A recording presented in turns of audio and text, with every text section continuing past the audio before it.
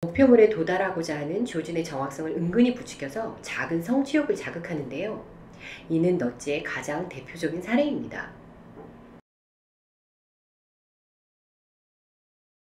안녕하세요. 360 컴퍼니의 비아 PD입니다. 여러분들은 이솝우화의 햇님과 바람 이야기를 잘 알고 계시죠? 한 남자의 외투를 벗기기 위해 햇님과 바람이 내기를 했고, 매섭고 강렬한 바람보다 따스하고 온화한 햇님이 남자의 외투를 벗기는데 성공을 했다는 내용입니다. 오늘 말씀드리고 싶은 주제는 많이 들어보신 넛지 마케팅입니다. 앞에서 얘기한 햇님과 바람의 이솝우화는 넛지 마케팅이 무엇인지를 매우 잘 보여주고 있습니다. 그러면 넛지가 무엇을 의미하는지부터 알아보도록 하겠습니다. 넛지란 팔꿈치로 살짝 찌르다, 특정 방향으로 조금씩 몰고 가다 라는 뜻을 가진 단어입니다. 미국의 행동경제학자인 리처드 탈드와 캐스 선스타인은 2008년 공동 저서인 넛지라는 책에서 넛지라는 의미를 타인의 선택을 유도하는 부드러운 개입으로 새로운 정의를 내립니다. 따라서 넛지 마케팅이라고 하면 직접적이고 강압적인 방법이 아니라 슬며시 다가와서 사람들을 원하는 방향으로 유도하여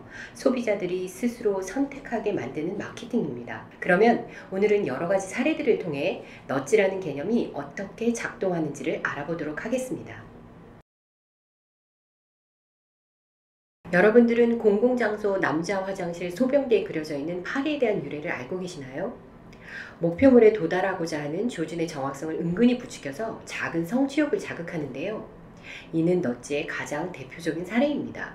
소변기 파리는 네덜란드 암스테르 스키폴 공항의 남자 화장실에서부터 시작되었습니다. 대부분의 남자들이 조준을 할 때 방향을 신경 쓰지 않아 소변기 주변이 매우 더러워졌습니다. 당시 청소 담당 매니저 요스 반 베다프는 이 문제를 해결하고자 눈앞의 목표물, 즉 파리를 소변기 중앙에 그려넣는 아이디어를 생각했습니다. 결과는 어땠을까요? 파리 그림이 있는 소변기 주변은 파리 그림이 없는 소변기보다 주변의 소변의 양이 약 80% 정도가 감소하는 대성공을 거둡니다. 다른 예시입니다.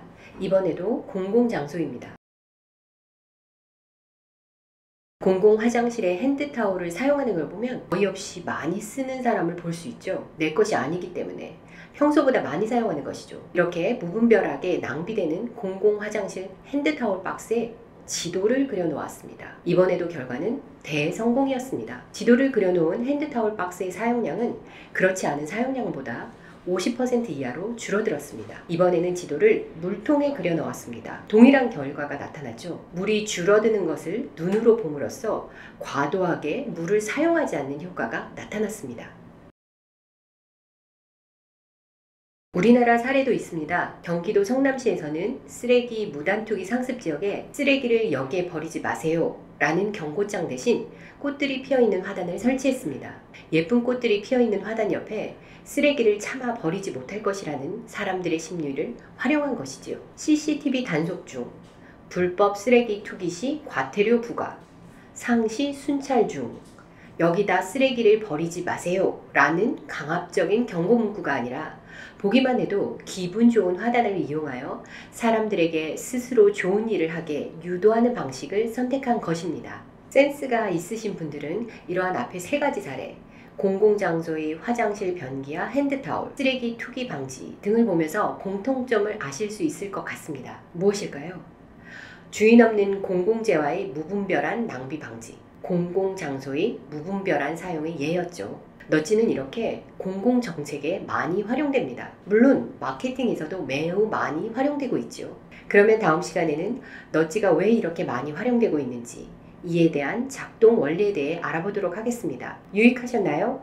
이상은 360 컴퍼니 비아였습니다. 감사합니다.